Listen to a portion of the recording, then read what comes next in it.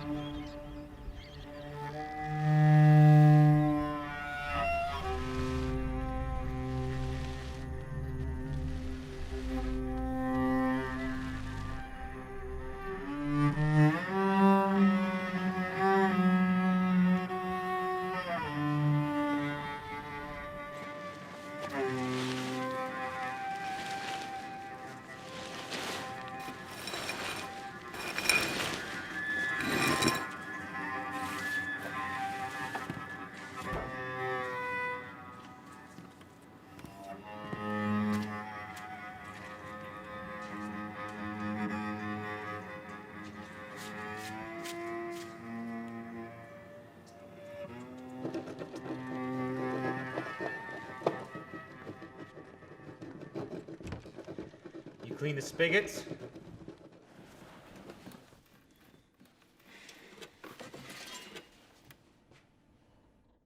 I'll do it.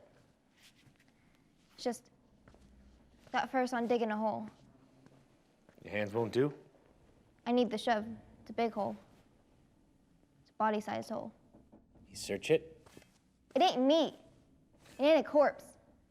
It's a woman just dead. Yeah, it ain't the first. Search it, toss it back. But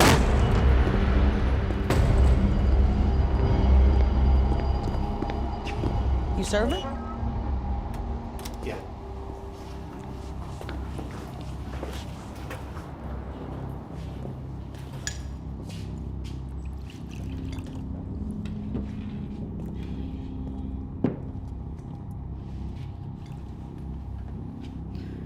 Where you going with the shove, young pup?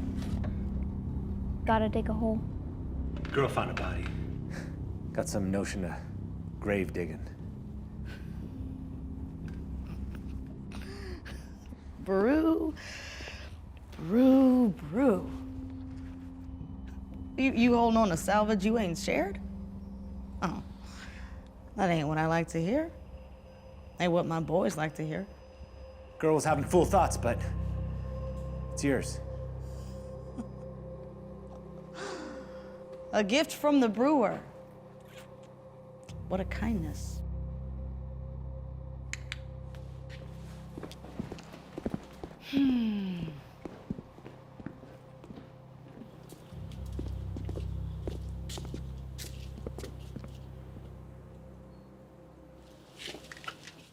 You touch it, girl.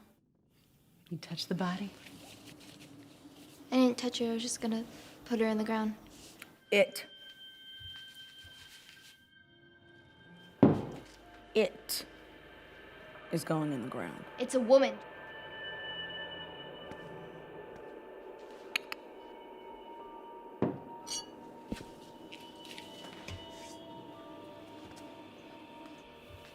Child, you were in a talk-backy mood.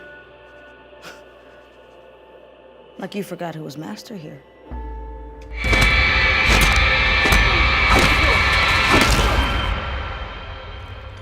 Your love gone somewhere else?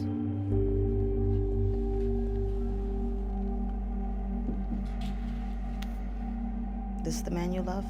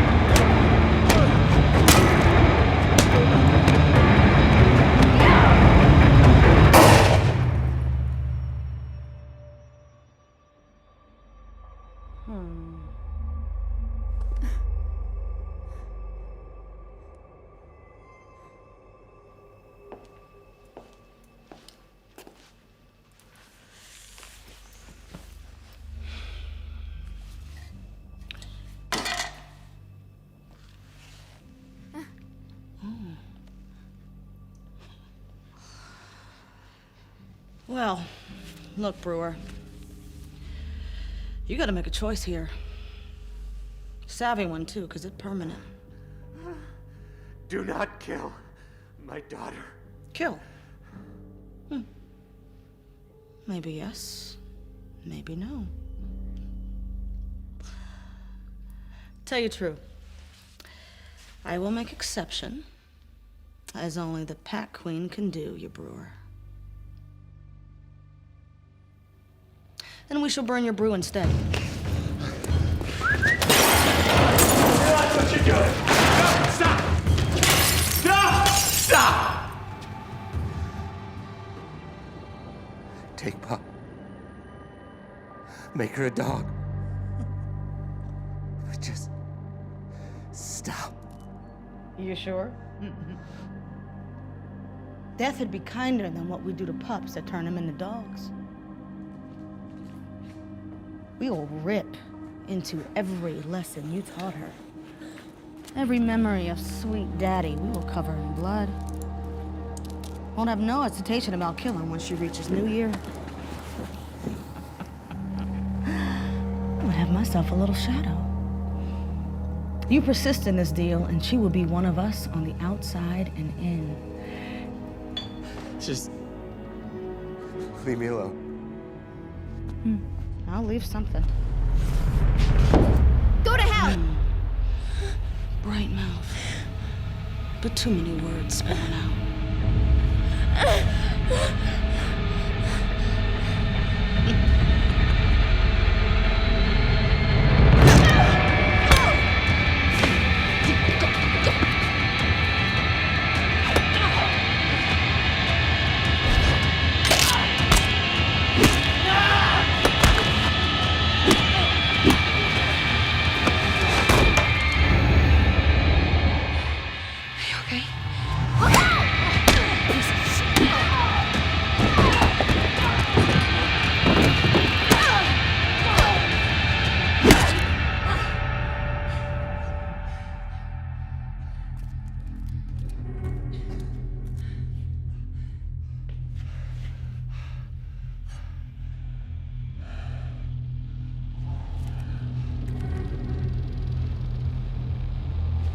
Go.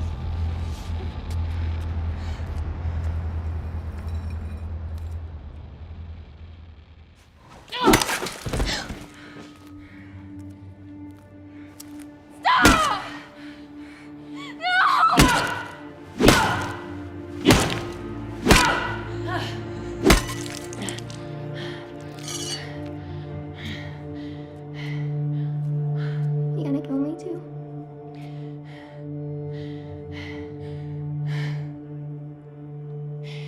He was gonna sell you into hell, you understand?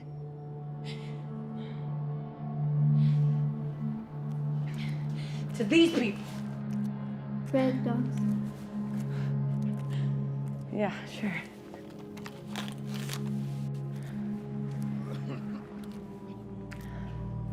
A lot of people do bad things for good reason. But behind the look is the action. Nothing else matters. Not how you look, but how you choose. How you live. Your father knew that, and he made his decision anyway. Now you get to make a choice.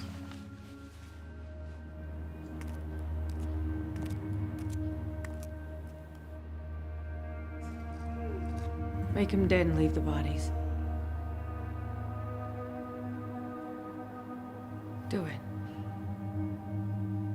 We'll find someplace better. No, we won't.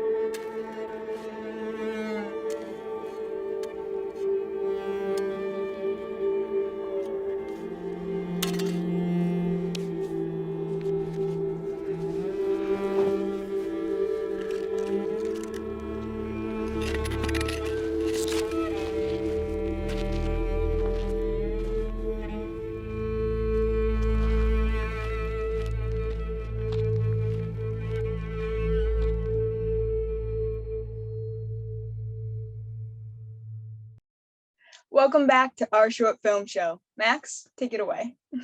Pipe is a short film that I directed. It was written by Jackson Lansing and Colin Kelly and stars Zoe Bell and Tracie Thomas. We came up with the idea for Pipe 9 years ago. No, more. 10 or 11 years ago. Good Lord. That's a long time ago. I had this idea that was not Pipe, but it was sort of Pipe adjacent back in college, of like a post-apocalypse Western thing. And Jack and Colin were in New York visiting a friend, and we were all having a drink together. And this was a few years later. And we were both kind of kvetching and like complaining about, we were like, well, I really want to make like a post-apocalypse Yojimbo, like samurai Western-y kind of thing. Like, oh, it'd be so great. And like, here's what it could be about. And here's how it could involve this and that. And we sort of let that slide. And then when I moved out to LA, my sister and I sort of got back at them and we're like, hey, remember that idea? We should talk about that again because it's good. And so we started working on a feature screenplay. And Jack and Colin were writing a feature version of Pipe, and which they did, and it's very good. The script is great. One day I hope to make it. And we were like, well, this script is cool and like weird and neat. Let's try and make a, let's we can't afford it. It was crazy. It's a crazy big action movie in an apocalypse. It's it's awesome, but it's hard. It costs money. So we're like, well, let's make a short. And so we found a kind of narrative with some of the characters in this universe that we had built. We're like, well, we like these pieces of these people. Let's tell a story for them. How does this world function? People interact in it. How do they speak? What's their language? Pipe has this really kind of funny dialect. Take Pop. Has these bits of English that don't quite make sense, or these future iterations of language that you kind of understand on an emotional level, but I couldn't tell you exactly what the definition of something is sometimes. It's kind of great, this little patois. So they built this kind of world out. And when the script was ready, we were like, well, damn, I guess we got to go shoot the thing. And started crewing up, you start with the people you know and love, who've worked with before and you have a good rapport with. Sean, the DP, I had worked with on a music video. He's like the nicest man in the world. I knew he'd do a wonderful job. Evelyn, the production designer, is an old friend. I knew she'd get back at the park. So you start pulling those people into your orbit and being like, all right, well, who can we get that I can trust and rely on, and I know is going to kill it, and it's going to come for the love of it, because it's a short film. Nobody's getting paid $1 billion, so if you're showing up because it's love and you want to. So we started kind of building that crew, and then by building that crew, we started kind of. I'd never done casting for something of that scope at the time. Casting for commercials and music videos, a lot of it's about how do you look? What's your, can you hit these couple of lines? Can you do these few little things? Casting for a full narrative, you need quite a lot of arc. You need someone who can shoulder a lot. And so I had these dreams of who I wanted. And in my head, they were unreasonable. Brew, brew, brew. Just reaching out to people I knew, who either managers or casting people, or just people who had made other things before, and saying, who have you worked with? Who do you like? And a couple things happened. One was one of the executive producers on the film had worked with Tracie Thomas in the past, and she was like, "Well, what about Tracie?" And I was like, "Oh my God! Like, I would love Tracie. She's amazing. Like, yes, please." And so Molly, the executive producer, put us together, hooked us up, and Tracie was amazing and was very down. One of us on the outside and in. And we were talking about who to cast for the Pipe role, for the kind of unnamed Pipe character. And Tracie was like, "Well, what about Zoe Bell?" And I was like, "Yeah, like that was sort of like who we'd written it for, but like, no, it's not a possibility. I don't think we can get Zoe." She was like, "Well, I'll just call Zoe now." And so we were on a Zoom, we were on our Skype at the time. And she just called Zoe and was like, "Hey, I'm talking to this guy. He's nice. We're making this thing. You want to meet him and just see if you want to do the movie." Zoe and I met, and we talked about the movie, and we talked about kind of how we like to work and what it is to be, doing these things. And basically, I just convinced her I wasn't insane. And she was game. She was like, "Yeah." She read the feature script version just to make sure that, if this ever turned into anything else, she'd be interested in continuing to work on it. Tracie did the same. And they both were game for it, which truly blew my mind. I was like, well, this is crazy. Nothing else matters. Not how you look, but how you choose. How you live. Your father knew that, and he made his decision anyway. Now you get to make a choice. Elizabeth Hunter, the young woman who plays Pup. Originally, that character was written to be a young boy. And I had met with Elizabeth's manager, and I was like, "Hey, we're looking for young kids to play this role." And he said, "Well, I don't represent any young boys who I think would be good fits for this. But I had this girl, Elizabeth, who's just like amazing. Is there a reason it's got to be a boy?" And I said, "Well, no, not, there's nothing about the character that matters one way or another. So yeah, let's meet Elizabeth. Let's have her read it." And I met her, and she did this reading, and it was just like, holy shit, she was really good at her job. And she was an early teenager at the time. She was pretty young. And she was just crazy capable, just wildly good. And I was just like, "Well, you've got the job." And I called Jack and Colin. I said, "Just go into a find and replace, and at Pup's a girl now." It's like, just do a quick rewrite on that because Elizabeth got the job and she's just too good at it. And so it was kind of a lovely moment that really illustrated something very quickly for me that, I think I had it in my head here and there, but it really is nice to clarify it, which is that unless there is a reason, like a hard and fast reason that you have gendered a character one way or another, you should always just look for Best Actor in that role. Like, it is ridiculous. It's just so ridiculous to gender a character arbitrarily, really.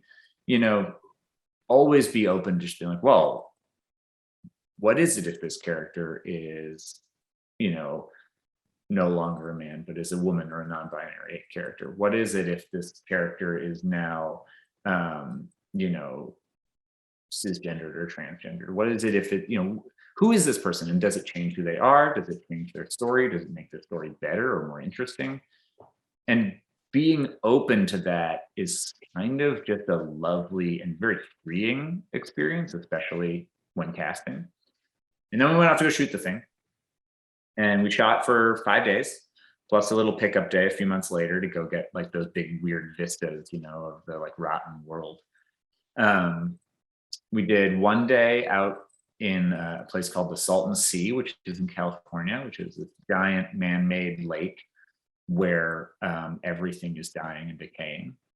And it is truly apocalyptic looking place. And all of, you know, all those exteriors were just there. We didn't dress or set any of those. They're all just parts of the world around the Salton Sea. That, you know, that beach made of fish bones, literally a whole beach of bones. And it's just sitting there. It's sort of astonishing. And then we went back to LA and we shot for 4 more days on a soundstage. And so we built the bar, we built that whole interior, and that was all done by Evie and her team, which was really quite nice to just be able to like have that level of control, that level of design, that kind of freedom of movement. Otherwise, we would have probably had to like rent out a warehouse somewhere, and even build within that warehouse. It would have been a hullabaloo. But, you know, shooting on a stage is a certain amount of a luxury. And again, like all short films, beg, borrow, steal. We had some friends who were opening this stage and they weren't quite ready to rent it, but we were like, well, we don't really care if it's perfect. Like, it just needs to be what it is. Oh, well, great. You can be the first thing in and it'll be super cheap. And so we were there. We did like a 6 or 7 day build, and then we shot for 4 days, and then a couple days breaking down. And yeah, I mean, the rest is sort of, you know, standard filmmaking procedure. You know, it was a little luxurious. You know, I think it was a 13-page script. We shot over 5 days, which means really we were shooting like 2.5 pages a day, which is crazy luxurious. Like on Paradise, on this movie that, you know, we're in the middle of finishing up now, there were days where we shot 7 pages a day. So we could have, you know, at that pace, we would have shot Pipe out in 2 days. And had time to spare. So it was, yeah, shooting 12 pages, 13 pages in 5 days is a very nice feeling. It's lovely. You can really do a lot of focus on camera, you know, on character work, and, you know, you could do 8 or 9 takes of something if you didn't get it quite right. It also meant that you had time to do fight choreography and really spend time on your fight scenes, which we had an amazing cast of stunt players. You know, all of those kind of evil gang members are all very well-trained stunt actors. And Zoe and Tracie, of course, are deeply capable when it comes to fights. So having a really well-trained team, along with having the time to dedicate to those fights, is really important. This must have allowed you ample time for special effects. You know, I'm a big proponent of practical effects. I love it. Everything happens in the camera. You can augment things in post, you know, and make CGI make things look better. But I love it when it's just there. You know, you got a fake head, whack it with a pipe. You know, you got somebody who gets shot, have blood spray out of them. You know, put it in the light, give it weight, give it, you know, reality. Guy gets whacked in the face, blood spray. I love that stuff. It's the best. How did you create the illusions for the killings? So let's see.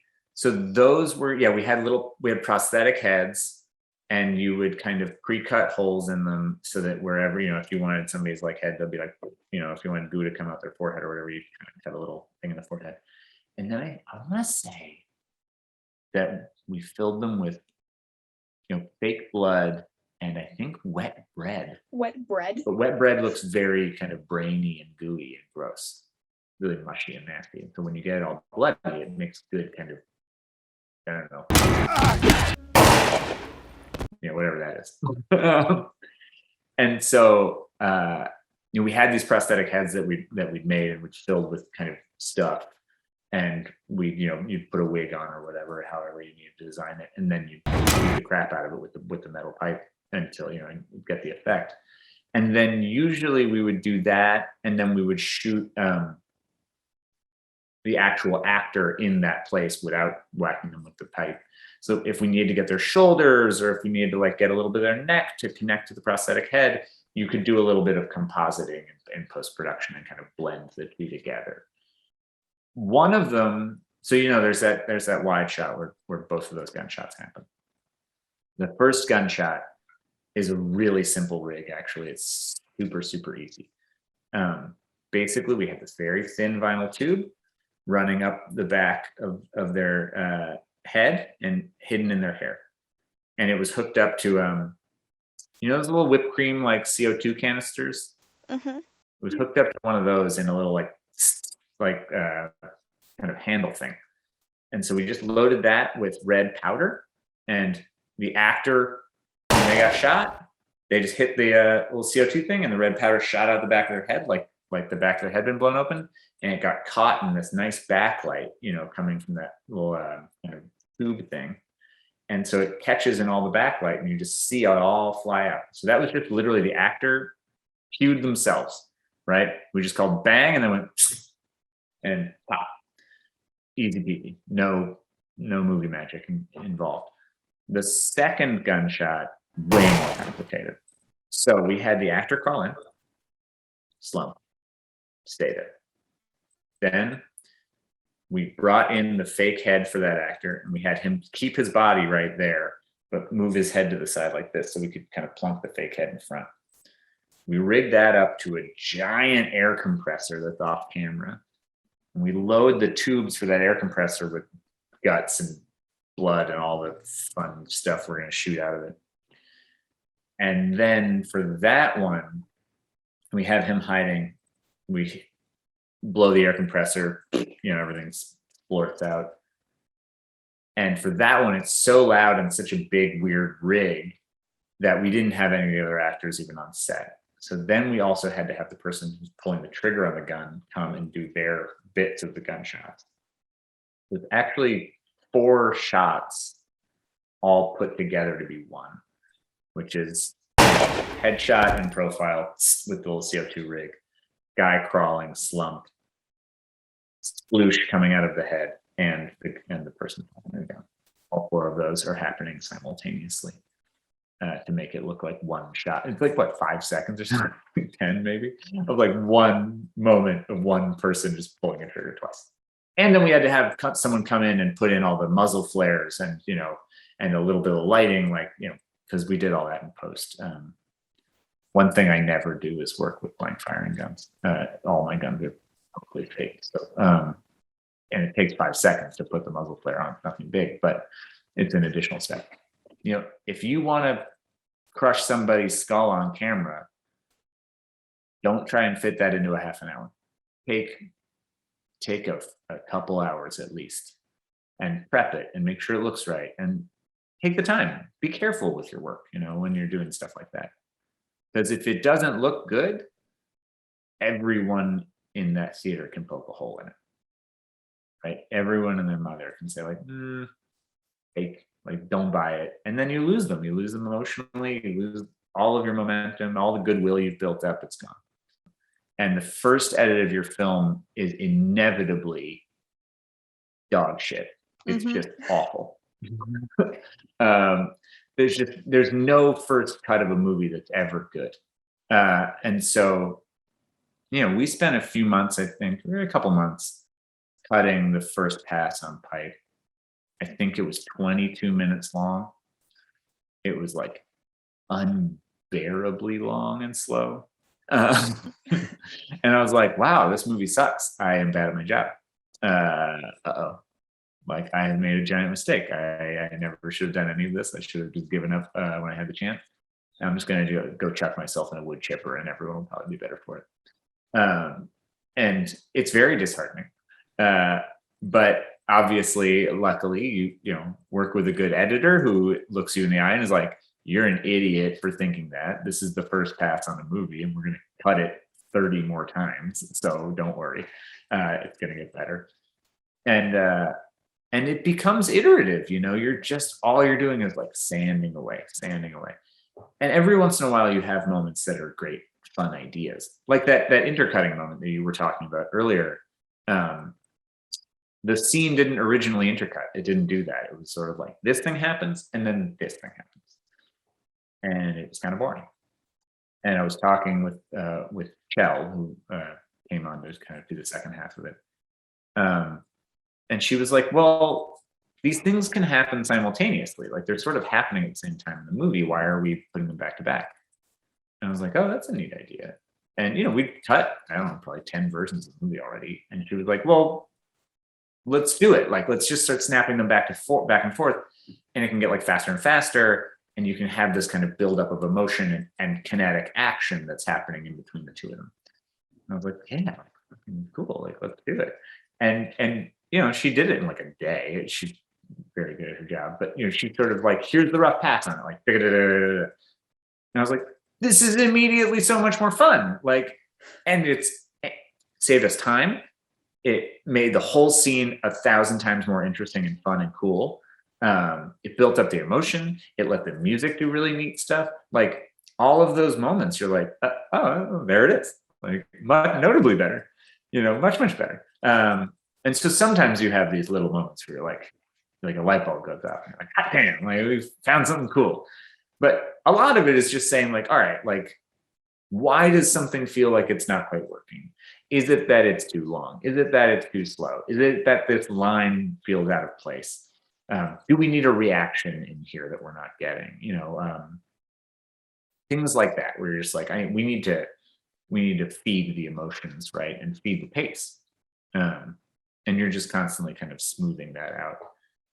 And it's fun if you don't have the patience or the interest in watching your own movie 100,000 times, it will drive you crazy.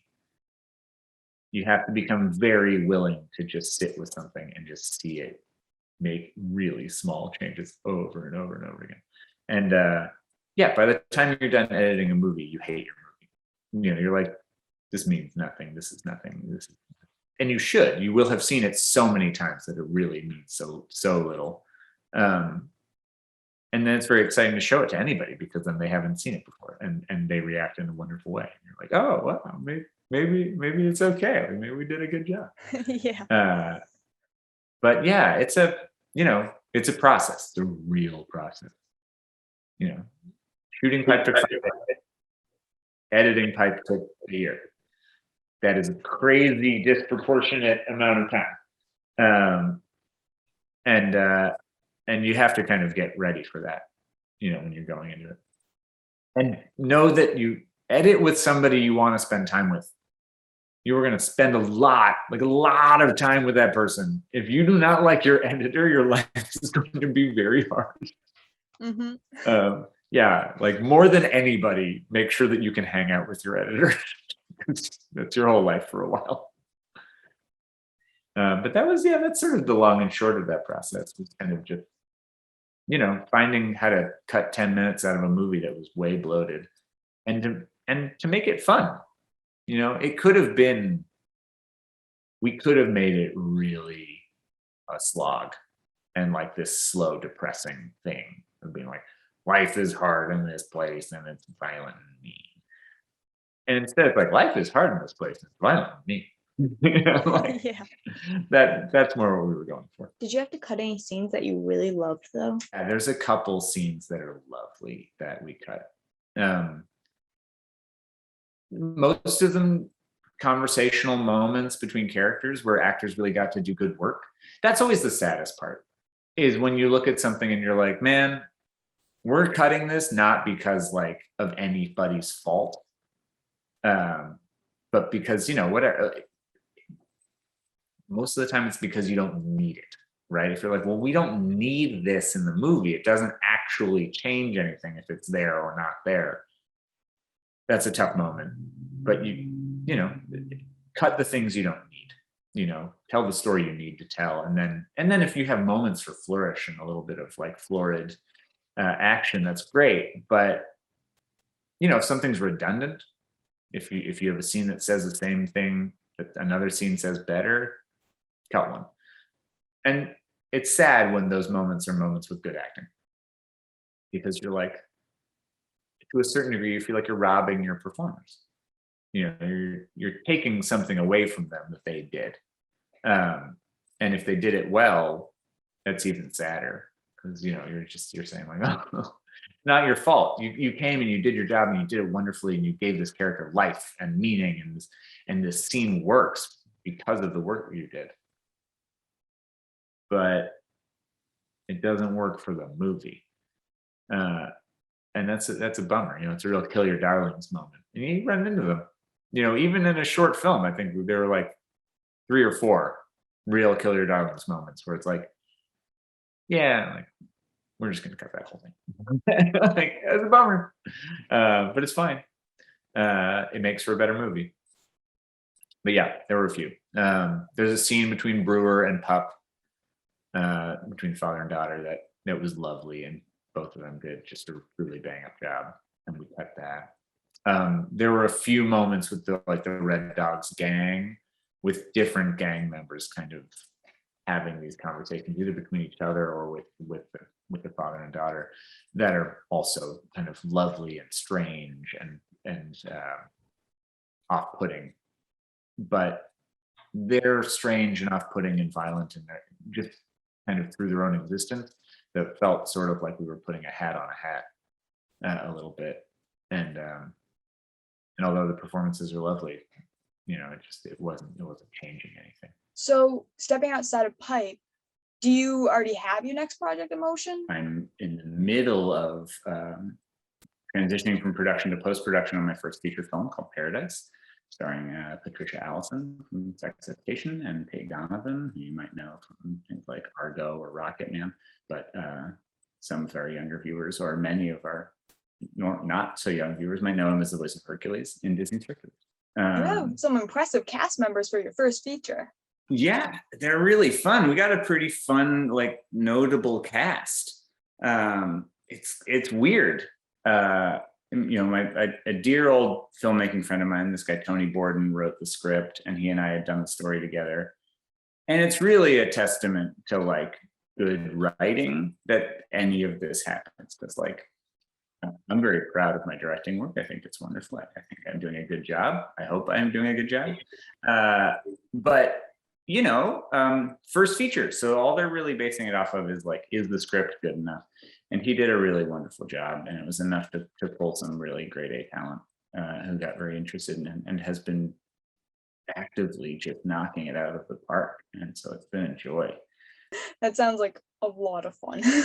It was really like stupid fun. It's so fun. It's such a good time. When you were younger, did you ever believe that you'd be in this exact position? Oh man, I kind of wished, even like as an old goat, I kind of wished. I was just like, well, maybe one day I'll make a movie, like a whole movie. And I don't think emotionally I've come to terms with the fact that we've shot it. You know, that like that I am in the process of making a movie. I don't think it's going to be real until like somebody pirates the DVD.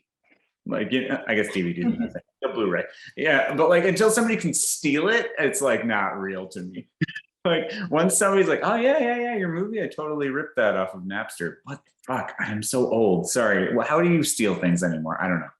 However you steal a movie, once somebody does that, then I think it's real, and I've done it. Well, Max, thank you so much for coming in today and talking about Pipe on our short film show. And everyone else, see you back in 2 weeks when we're talking with Helen Quinn-Passon on her documentary in Chicago. All right, take care and see you on our short film show next time.